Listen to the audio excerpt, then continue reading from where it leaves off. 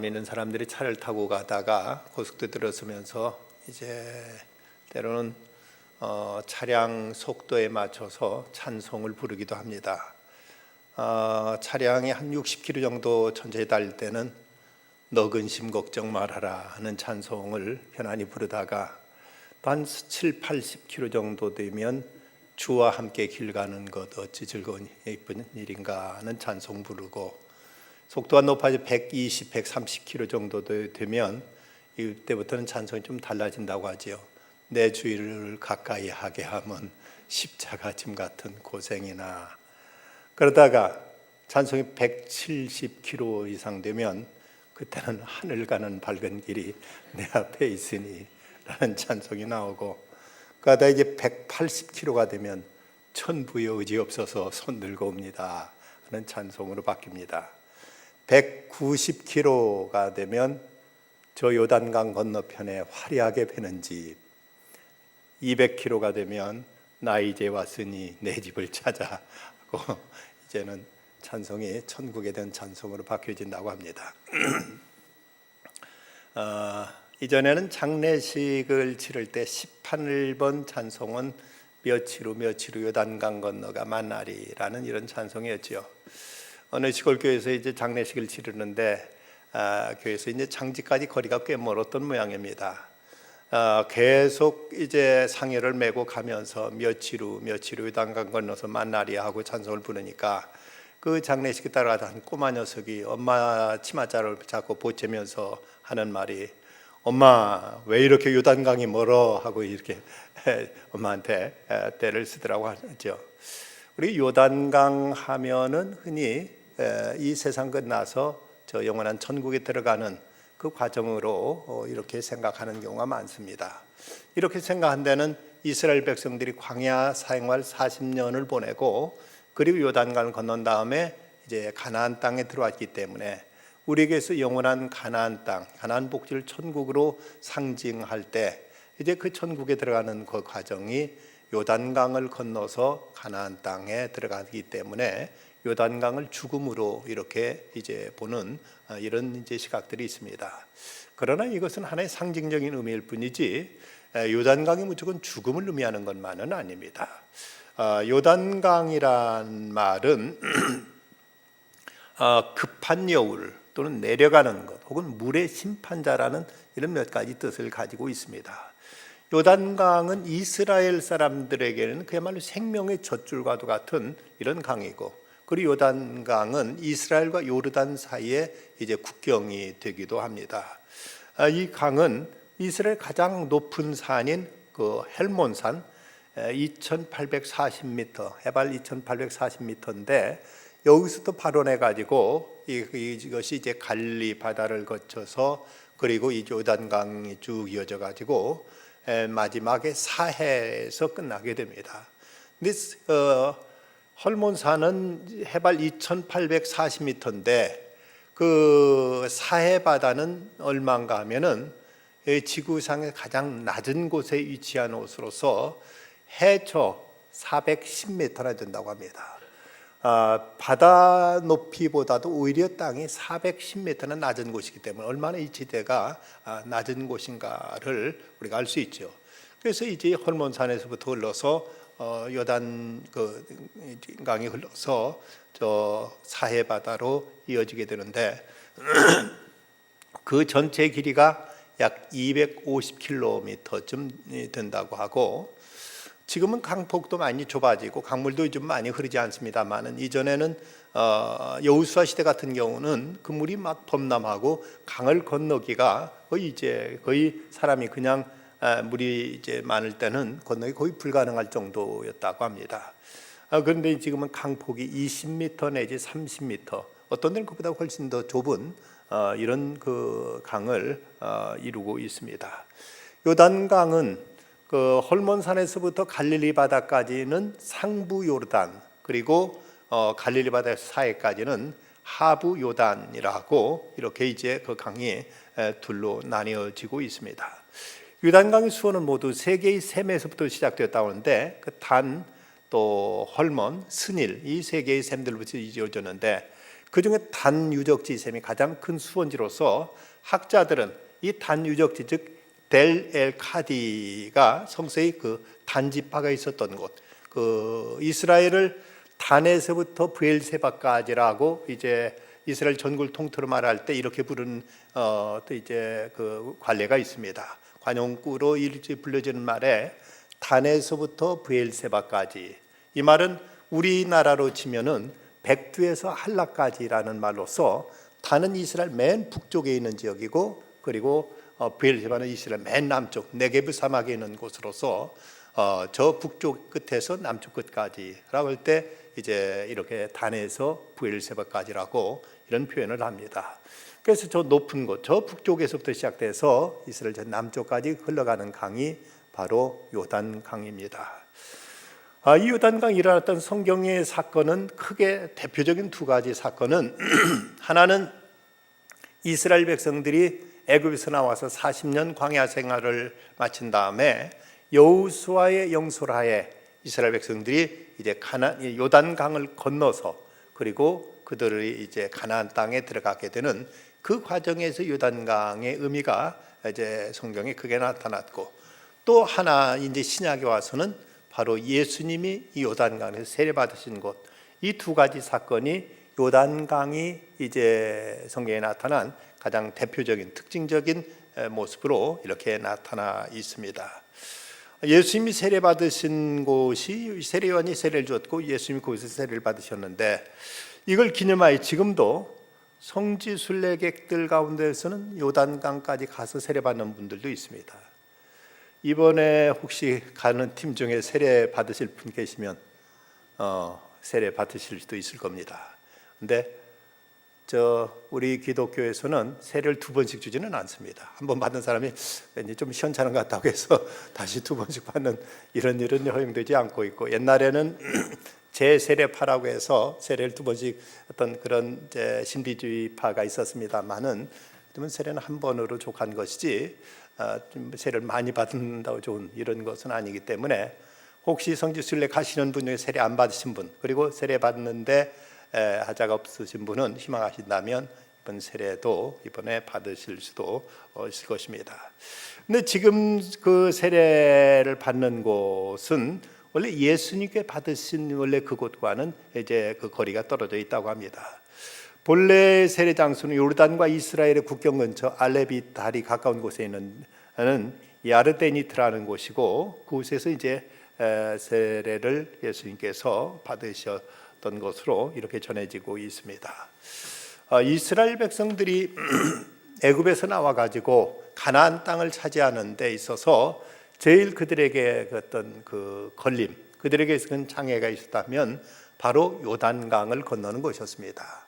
지금 이제 목매도 그리던 요단강을 건너서 이제 가나안 땅에 입성해야 되는데, 근데 그들 앞에 요단강이 가로막혀 있어서 이제 그들은 그 강을 건너야만 하나님께 예비하신 그 젖과 꿀이 흐르는 축복의 땅에 들어갈 수 있었습니다.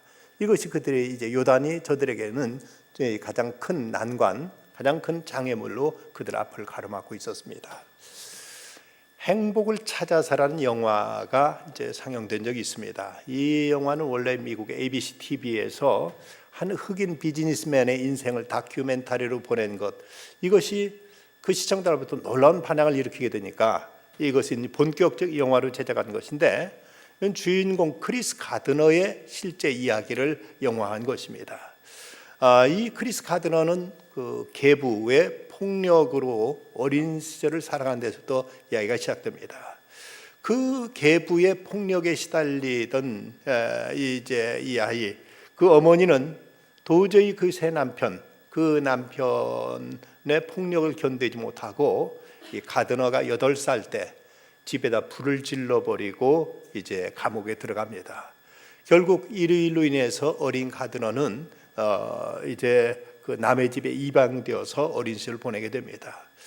그는 어린 시절 가정폭력, 알코올 중독, 아동학대 등 이런 일들로 아주 어린 시절부터 상처에 얼룩진 삶을 살아갔습니다.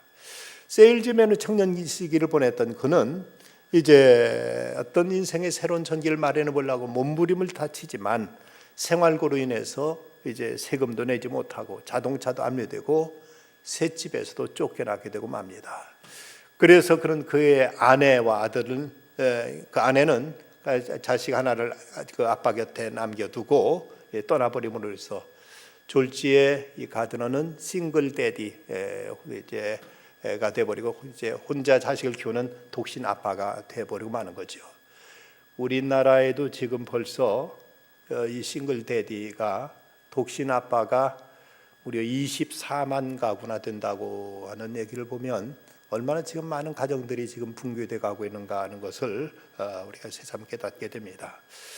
그 1980년대 을신년서는 샌프란시스코 거리에서 하나밖에 없는 어린 아들을 데리고 때로는 지하철역에서 자기도 하고 때로는 노숙자 쉼터에서 처자는 생존을 이어가는데, 그런데도 불구하고 이런 상황 속에도 그가 어머니로부터 물려받던 한 가지 유산, 기도만은 그가 쉬질 않습니다.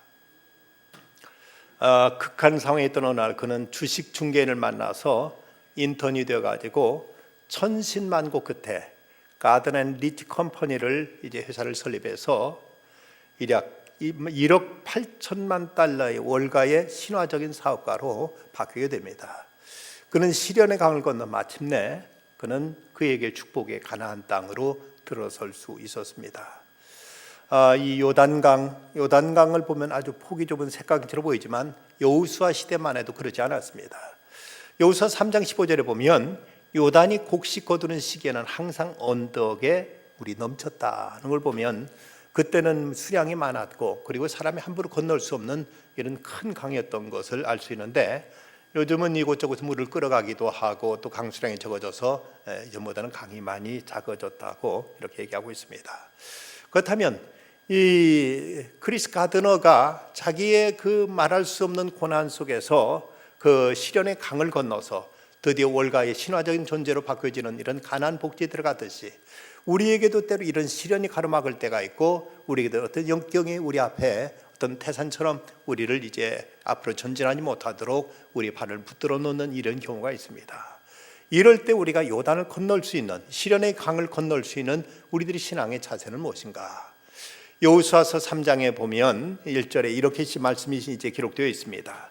또 여호수아가 아침에 일찍 일어나서 그와 모든 이스라엘 자손들과 더불어 시딤에서 떠나 요단에 이르러 건너가기 전 거기서 유숙하니라고 말씀이 나옵니다. 시딤이라는 곳에서 이제 요단강을 건너고 거기서 유숙하고 있다가 아침에 일찍 일어났다고 말씀합니다. 이 시딤이라는 말은 원래 그 아카시아, 사막에 나는 아카시아 나무니 조각목이라고 부르는 이 나무는 시딤나무라고 부르는데, 원래 그곳에 이 시딤나무가 많아서 그곳 지명도 시딤이라고 불렸던 걸 보이고 본래 이름은 아벨 시딤이라고 불려진 곳이라고 합니다. 그곳에서 이제 수경하고 나서 이 요단강을 건너기 위해서 여호수아는 이제 백성들과 함께 아침에 일찍 자리에서 일어났다고 성경 기록하고 있습니다. 이제는 이스라엘 영도할 사람은 모세가 아니라 여호수아입니다. 그는 신실한 믿음의 사람이고 그는 이제 모세처럼 그렇게 아직 탁월한 지도자로서 역량이 백성들에게 아직 각인되어 있지는 않았지만 그는 성실하게 하나님 뜻을 따라서 이스라엘 백성들을 이끌고 가나안 땅에 들어가기 위해서 먼저 그는 아침 일찍 일어났습니다.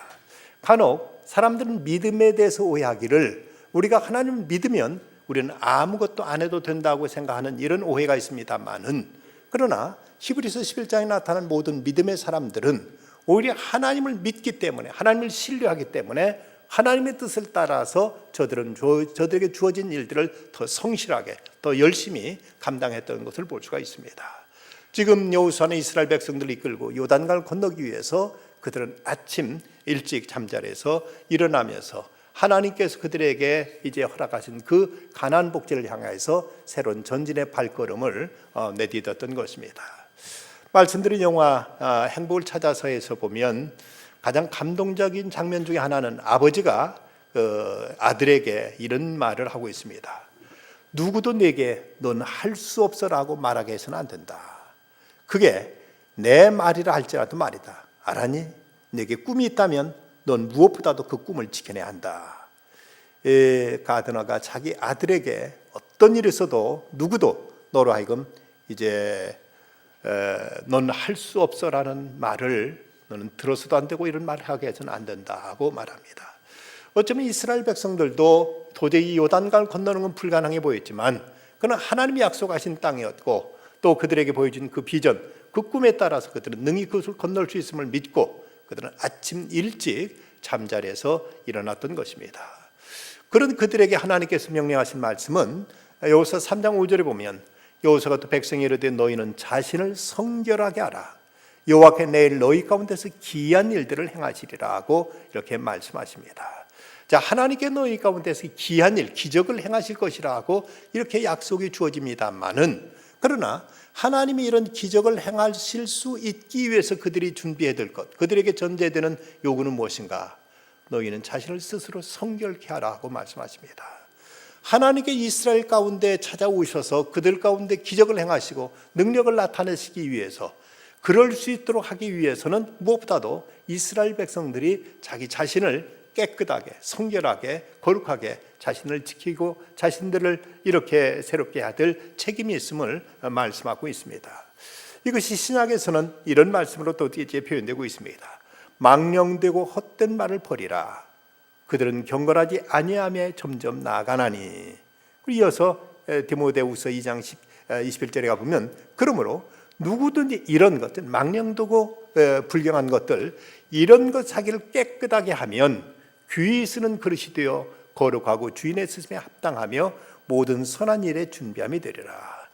하나님 앞에 귀히 쓰임 받기를 원한다면 이런 것들로부터 이런 망령되고 헛된 것들로부터 자신을 깨끗하게 하고 우리 자신을 스스로 성결하게 하면 그러면 하나님께서 귀히 쓰시는 그릇이 될 것이라고 이렇게 말씀하고 있습니다. 우리 앞에 어떤 난관이 있고 우리가 이것을 돌파해 나가기를 원한다면 그래서 이 일에 하나님이 도우셔서 우리 가운데 기이한 일을 행하기를 원하신다면 우리는 무엇보다도 우리 자신을 깨끗하게 해야 된다. 우리 자신을 성결하게 해야 된다고 이렇게 말씀하고 있습니다. 옛날 청교도들이 즐겨 나눴던 말들이 있습니다. 그 말은 성결은 행복보다 더 좋은 것이다. 성결은 행복보다 더 좋은 것이다. Holiness is better than happiness라는 이런 말을 했습니다. 성결은 행복보다 더 좋은 것이다. 우리 성도들에게 있어서 진정 하나님께서 우리 가운데 오셔서 역사하시고 우리 가운데 귀한 능력을 나타내시길 원하신다면 우리는 스스로 우리 자신을 깨끗하게 성결하게 우리 자신을 지켜야 될 것입니다. 그러나 이것이 그렇게 쉬운 일만은 아닐 것입니다. 안소니 드 멜로가 쓴 1분지라는 책에 보면 한 도박사가 노 수도사에게 찾아와서 이렇게 말을 합니다. 어제 카드 놀이를 하는데 속임수를 쓰다가 그만 발각돼가지고 상대방이 저를 무참하게 때리고 창밖으로 내던졌습니다. 그래서 무릎이 깨지고 이렇게 부상을 입었습니다. 제게 무슨 조언과 충고 좀 하나 해주십시오 라고 이렇게 이제 도박사가 이 수도사에게 말하니까 이 노 수도사가 도박사한테 충고하는 말이 나 같은 말일세. 나는 앞으로 도박을 한다면 이제 1층에서만 도박을 하겠네. 이 말을 하니까 해서 돌려보내니까 옆에 있던 그 젊은 그 수도생이 그 스승한테 묻습니다. 아니 선생님, 도박을 하지 말라고 하실 줄 알았는데 나 같으면 1층에서 도박하게 되면 무슨 말씀을 그렇게 하십니까? 하고 이렇게 이제 그 스승한테 묻습니다. 그러니까 그 스승이 이제 대답하는 말이 여보게나 저 사람 아무리 봐도 도박 쉽게 끊을 것 같지 않아. 그는 2층에서 도박해보게. 내던졌다는 금방 떨어져 죽지 않겠는가. 그럴 바엔 차라리 1층에서라도 하라고 하는 게 차라리 낫지 하고 이렇게 말하더라는 것이죠. 우리가 이렇게 옛생활을 끊는다는 쉬운 문제가 아니지만 그러나 우리 가운데 성령이 역사하시면 하나님이 함께 하시면 우리는 또한 능치 못함이 없을 줄을 믿어야 됩니다. 그리스도 영이 우리를 지배하시게 될 때 우리는 점점 악을 멀리하게 되고 우리는 불의한 것을 우리는 이제 청산하게 될 것입니다. 실제 그런 일도 있었다고 하죠. 런던 주재 동아일보 특파원을 지냈던 어떤 분은 도박에 미쳐가지고 나중에는 손가락을 자기가 도끼로 자르기까지 했는데 손가락을 잘리고 나서 또 이러고 나서 또 도박을 또 하더라는 것입니다. 도무지 도박을 끊으려고 해도 끊지 못했는데 부인의 권고에 따라서 교회를 다니게 되고 성령 충만함 받게 되니까 세상에 제일 싫은 것이 도박이 되어버렸답니다. 그렇게 의지로 그렇게 결단하고 심지어 자기 손을 자기 손가락을 끊을 정도로 결심해도 되지 않다는 것이 성령이 그에게 마시니까 그것처럼 세상에 지긋지긋하고 싫은 것이 없어지더라는 이런 얘기를, 이런 간증을 들은 적이 있습니다. 성령께서 우리를 다스리실 때 우리는 스스로 성결케 되고 성결한 가운데 하나님의 능력이, 하나님의 역사가 임하게 됩니다. 또한 우리는 주님의 인도하심을 받아야 됩니다.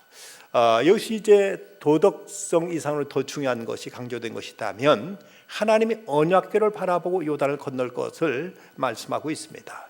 여호수아 3장 3절에 보면 백성의 명령하 이르되 너희는 레위 사람 지상들이 너희 하나님 여호와의 언약궤 매는 걸 보거든 너희가 있는 곳을 떠나 그 뒤를 따르라. 언약궤가 가는 걸 보고 그 뒤를 따르라고 했는데, 그런데 또 재미있는 것은 여호수아 3장 4절에 보면 그러나 너희가 그 사이 거리가 2000 규빗쯤 되게 하고 그것에 가까이 하지는 말라. 그리하면 너희가 행할 길을 알리니 너희가 이전에 이 길을 지나 보지 못하였습니다. 지금 이스라엘 백성이 움직일 때는 언제나 언약궤가 앞장섰고, 그리고 이스라엘 백성은 그 언약궤로부터 2000 규빗 정도 이제 사이를 두라고 말씀하십니다. 2000 규빗이면 어느 정도 거리인가 하면 약 900m 이상 되는 거리입니다. 왜 이 정도 거리를 뛰게 하셨는가? 그것은 너무 백성들이 그 언약궤가 바짝 붙어 있으면은 앞에 몇몇 사람 외에는 언약궤 가는 걸 보이질 않습니다. 그렇기 때문에 이 일정 거리를 뛰게 되면 저 먼 뒤에서도 모든 백성들이 저 앞에 가고 있는 언약궤를 보고 그것을 보고 이제 언약궤가 멈춘 백성들도 멈추고 언약궤가 움직인 백성들도 움직일 수 있도록 이렇게 하나님의 인도를 따라 행하도록 이제 하나님께서 이렇게 언약궤라는 가시적인 이런 상징을 통해서 이스라엘 백성들을 인도해 가셨던 것입니다. 우리 신앙의 여정은 우리의 신념을 따라 행하는 것이 아니라 바로 하나님의 말씀을 쫓아 하나님의 성령의 인도하심을 쫓아 행하는 것, 이것이 우리들의 신앙입니다. 내가 확신하기 때문에, 내가 그렇게 믿기 때문에 되는 것이 아니라 하나님께 말씀하시고 하나님께 분부하시는 대로, 하나님께 지시하시는 대로 그 말씀 따라 한 걸음 한 걸음 움직이는 것, 이것이 우리들의 신앙이라면 우리는 이제 요단강을 건너기 위해서 하나님 말씀에 귀를 기울이고 하나님께 우리가 명하시는 대로 움직이는 것, 이것이 우리로 하여금 우리 앞에 있는 난관, 우리 앞에 있는 저 가난을 향한 우리들의 발걸음을 가로막는 이런 이제 장애물을 뛰어넘을 수 있는, 이걸 헤쳐나갈 수 있는 길임을 이제 성경은 우리에게 가르쳐주고 있습니다. 이것이 이제 요단강을 건너는 과정에 있어서 우리들에게 있어서 이제 하나의 신앙적인 자세라면, 예수님께서는 이제 오늘 본문에 나온 대로 이 요단강에서 이곳에서 예수님은 세례를 받으시는 장면이 본문에서 나타나 있습니다. 자, 예수님이 왜 이렇게 세례를 받으셔야만 했는가? 그것은 무엇보다 먼저 우리로 하여금 본을 보이시기 위해서, 모본이 되시기 위해서 예수님은 세례를 받으신 것입니다. 예수님은 성령으로 잉태되셨고 참 하나님의 참 인간으로서 아무 죄가 없으신 분입니다. 그러기에 우리가 흔히 생각하는 이 죄사함의 세례가 예수님께 결코 필요한 것이 아니었습니다. 그럼에도 예수님께 세례를 받으신 것은, 예수님의 세례에 대해서 성사학자들은 모범 세례 또는 동일시의 세례라고 이런 표현을 쓰고 있습니다. 예수님께서 세례를 통해서 죄사함을 받아야 될 필요는 없지만 우리에게 본이 되시기 위해서, 우리로 하여금 죄 세례를 받음으로 죄사함 받고 하나님의 자녀로 거듭나는 이 일을 위해서 예수님께서 친히 세례를 받으셨다고 하는 사실입니다. 예수님께 우리들의 본이 되셨다는 것, 베드로전서 2장 21절에 보면 그리스도도 너희를 위하여 고난을 받으사 너에게 본을 끼쳐 그 자취를 따라오게 하려 하셨느니라. 본을 끼쳐 그 자취를 따라오게 하려 하셨느니라. 여기서 본이라는 말은 다른 말로 펜맨십을 나타냅니다.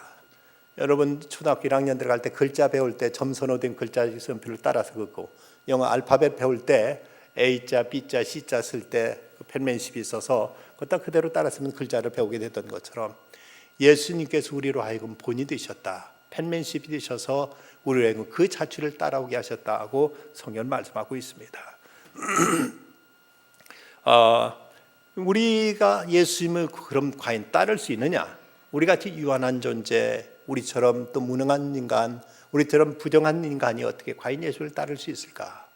근데 예수님께서 세례를 받으실 때 보면 16절에 보면 세례를 받으시고 물에서 올라오실 때 하늘이 열리고 하나님의 성령이 비둘기같이 자기 위에 임하심을 보더니, 그리고 이어지는 마태복음 4장 1절에 가면 또 예수님의 성령의 이끌림을 받아 이제 광야로 가시는 것을 볼 수가 있습니다. 우리가 성령 충만함을 구하며 성령의 이끄심을 받는 것보다 더 중요한 일이 무엇이 있겠는가? 예수님의 삶을 이제 흉내라도 내는 인생을 살고 싶다면 무엇보다도 성령 충만함을 구할 때 성령께서 우리로 하여금 예수님을 닮게 하고 예수님을 흠모하여 예수님의 삶을 살아가시는 그 삶을 본받도록 우리를 이끌어 주시고 우리를 감화하시고 우리를 이렇게 주장해 가신다는 것입니다. 기독교 역사상 성경탐으로 가장 많이 팔린 기독교 도서가 어떤 책일까? 그 책은 토마스 아켄피스가 쓴 그리스도를 본받아라는 책이라고 합니다. 누군가 그 이유에 대해서 이 책의 내용도 내용이지만 내용보다도 이 많은 그리스도인들이 이 책을 사게 된 것은 그 제목 때문이라고 이렇게 지적을 합니다. 그리고 이 책을 사놓고 가장 읽혀지지 않은 책도 바로 그리스도를 본받아라는 이 책이라고 이렇게 얘기합니다. 그러면 사람들이 이제 책을 사놓고 읽지도 못하면서 이 책을 그렇게라도 사기라도 했던 이유가 있다면 사람들 성도들 마음속에 그리스도를 본받고자 하는 이런 내적인 이런 어떤 갈구, 이런 소망이 있기 때문에 사람들이 이 책을 그렇게 많이 샀던 것이 아닌가 하고 이렇게 말하고 이렇게 지적하고 있습니다. 진정 그리스도인의 삶은 그리스도를 본받는 삶, 그리스도를 따르는 사람, 그리스도께 걸어가신 그 발자취를 우리는 쫓아가는 삶입니다. 여러분, 성지순례를 해외여행으로 생각하시면 착각입니다. 그렇게 가시면 100번 실망하실 겁니다. 성지순례를 가는 이유는 예수님 발자취 따라보고 싶어서 그래서 가는 겁니다. 그 자세로 가면 하나하나가 새롭고 은혜가 되는데 단지 관광의 목적으로 가면은 어쩌면 실망하실지도 모릅니다. 그렇게 무슨 화려하고 짜릿하고 무슨 다이나믹하고 이런 것들이 있는 이런 것은 아닙니다. 그러나 예수님이 바로 이 길을 걸으셨다. 제가 처음 성지순례 한 물론 성진 이스라엘 한 번밖에 못 갔습니다만은 가장 감명되었던 곳 중에 하나는 겟세마네 동산, 예수님이 그곳에 엎드려 기도하셨다는 그 돌을 보면서 예수님 바로 이 자리에서 저 돌을 부여잡고 예수님께서 얼마나 애절하게 기도하셨을까. 온 인류의 죄를 혼자 담당하시고 하나님 앞에 부르셨던 그 기도의 음성이 마치 들리는 듯해서 그렇게 마음이 참으로 뜨겁고 마음이 이제 간절해질 수가 없었습니다. 우리 성도들에게 가장 큰 소망이 있다면 조금이라도 더 예수님을 닮고자, 예수님 본받고자.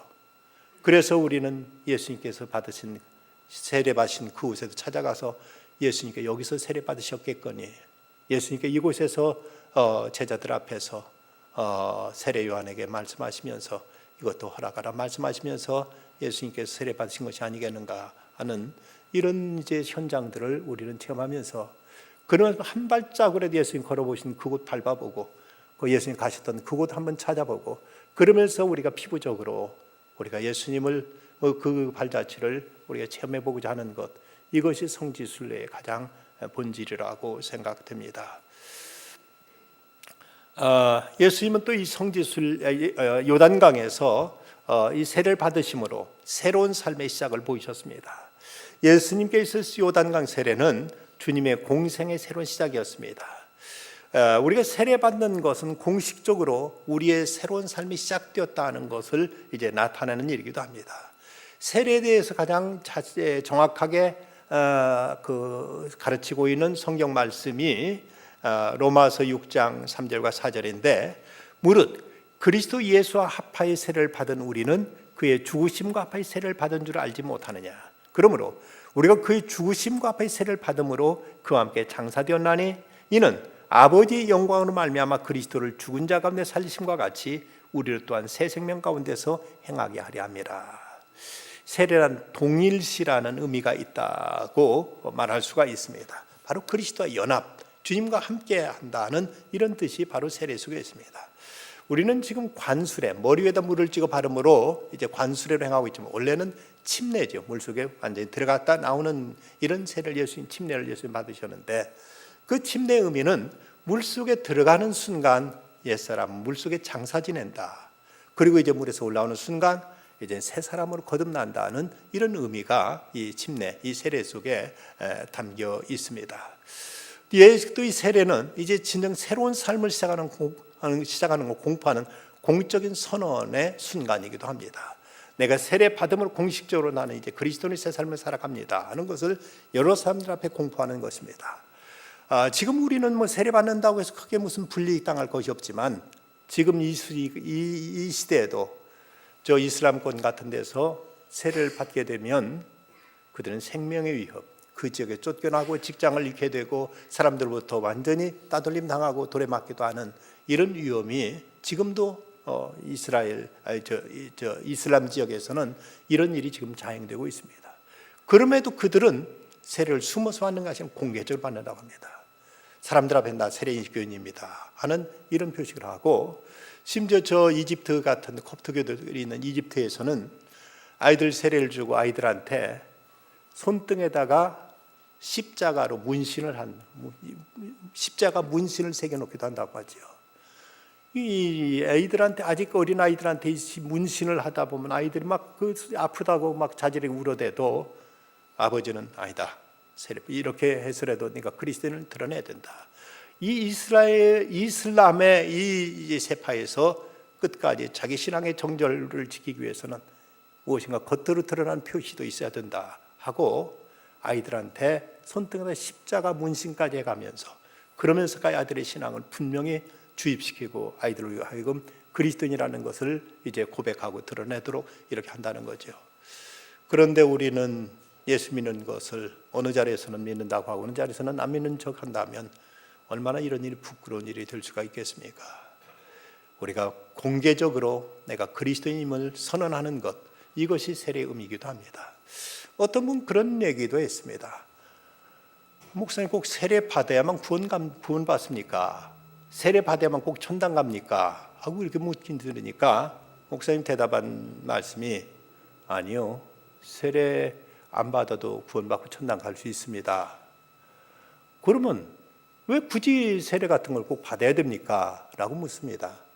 근데 목사님 대답하신 말씀이 재밌습니다. 결혼식 안 올려도 아들 달라고 살 수는 있지요 라고.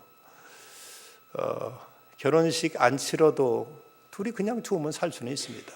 그런데 요즘 세상에 결혼식 올려도 깨어지는 가정이 그렇게 많은데 결혼식조차도 올리지 않고 좋다고 같이 살다 보면 어느 때 인간의 마음이 간사한 것 인간의 마음인데 언제 어떻게 쉽게 변할지 모르는 것 인간의 마음인데 여러 사람들 앞에 공개적으로 우리는 정식으로 부부로 살 것입니다 하는 것을 결혼식을 통해서 사람들 앞에 공개적으로 저들이 하나 됐음을 드러내듯이 우리 신앙도 이 세례를 통해서 우리는 나는 이제부터 정식으로 크리스찬으로 살겠습니다, 나는 이제부터 정식으로 예수 믿는 사람입니다 하는 것을 공개적으로 드러내는 것, 이것이 곧 우리들의 세례에 임하는 자세이기도 합니다.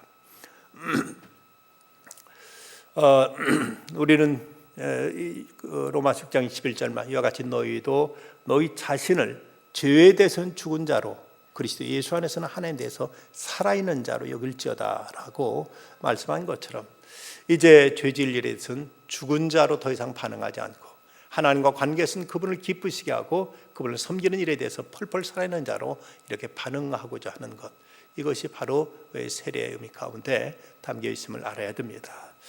예수님은 또 이렇게 세례를 받으심으로 예수님은 순종의 삶을 시작하십니다. 예수님의 공생애가 바로 이제 세례를 통해서 예수님 공생애로 나아가시게 됩니다.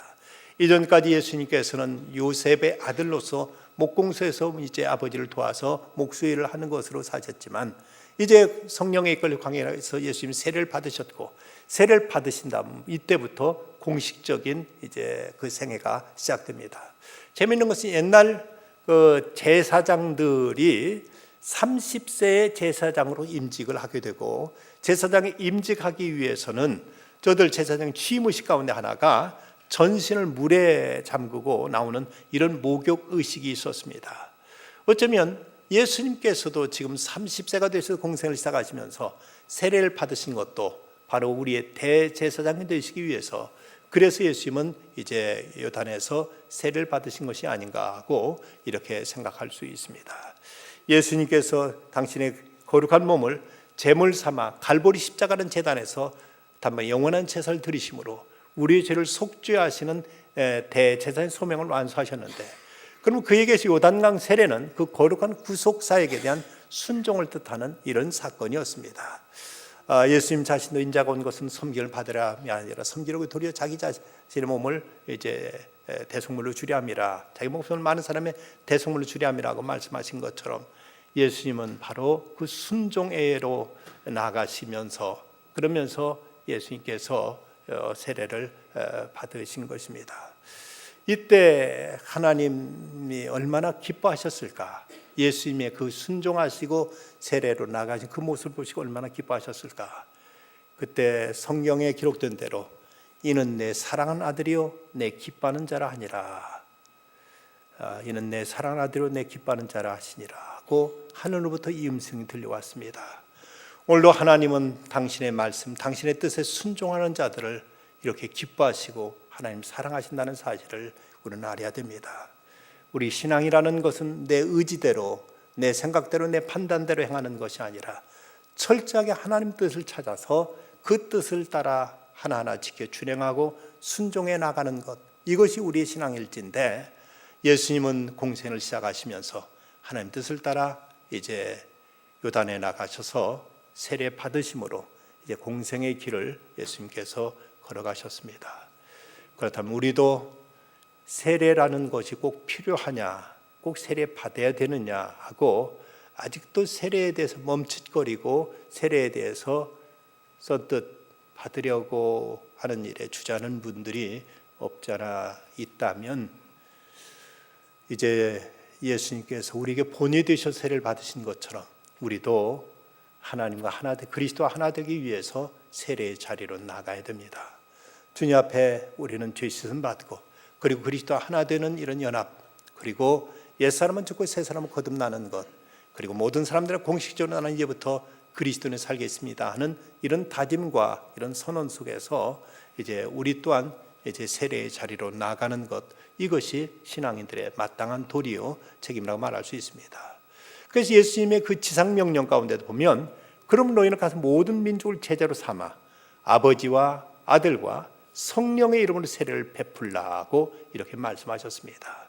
예수님이 가장 강조하시면서 마지막 당부하신 말씀도 아버지와 아들과 성령의 이름으로 세례를 베풀라는 것이 주님의 지상 명령이었다면, 이것은 우리 자신부터 이제 먼저 세례 받고, 그리고 사람들에게 복음을 전해서 저들로 하여금 이제 예수의 이름으로 아버지와 성자와 성령의 이름으로 세례를 받도록 하는 것, 이것이 우리가 감당해야 될 사역임을 우리는 알아야 될 것입니다.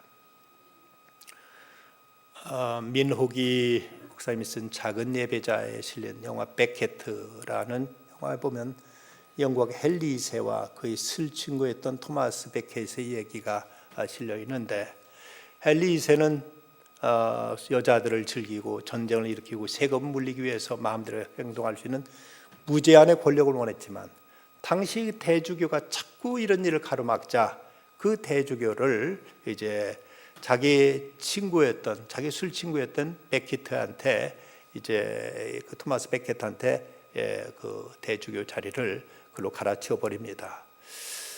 그러면 이제 자기 마음대로 해도 되겠지 싶었는데, 자기하고 그렇게 망나니 노릇하고 같이 먹고 마시고 즐기고 여자들 희롱하고 했던 베케트가 대주교가 되고 나니까 이때부터 전혀 태도가 달라집니다. 이 왕에게 이러면 안 됩니다. 이것은 아닙니다. 저건 아닙니다 하고 자꾸 제재를 가는 것입니다. 그러니까 이 왕이 이 사람아 나오고 그동안 같이 이렇게 저기지 않았는가? 그래도 막무가내로 안 된다는 겁니다.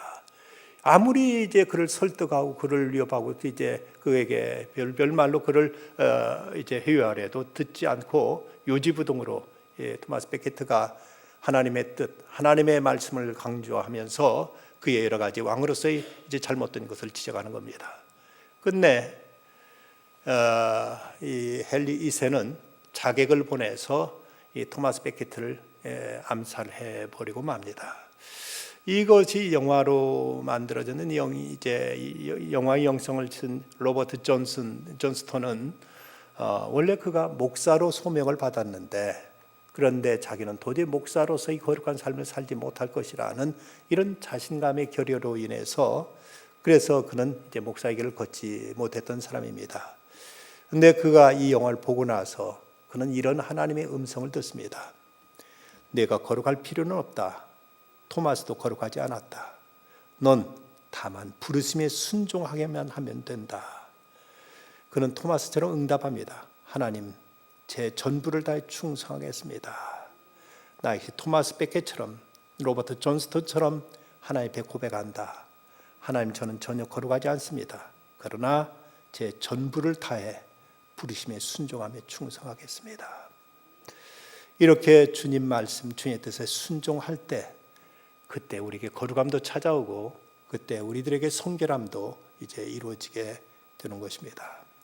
모든 것이 내 뜻대로 되지 않는다고 광야 생활에 불만을 품지 말고 하나님의 지혜인 줄 알고 우리는 받아들일 것입니다. 내게 꼭 필요한 사건, 필요한 시간인 줄 알고 감사한 마음으로 수락할 것입니다. 지금 현재 감사하고 진바를 함께 나누며 살아가는 이런 과정을 통해서 하나님은 우리에게 요단강을 열어 가나안 땅을 허락하실 것입니다.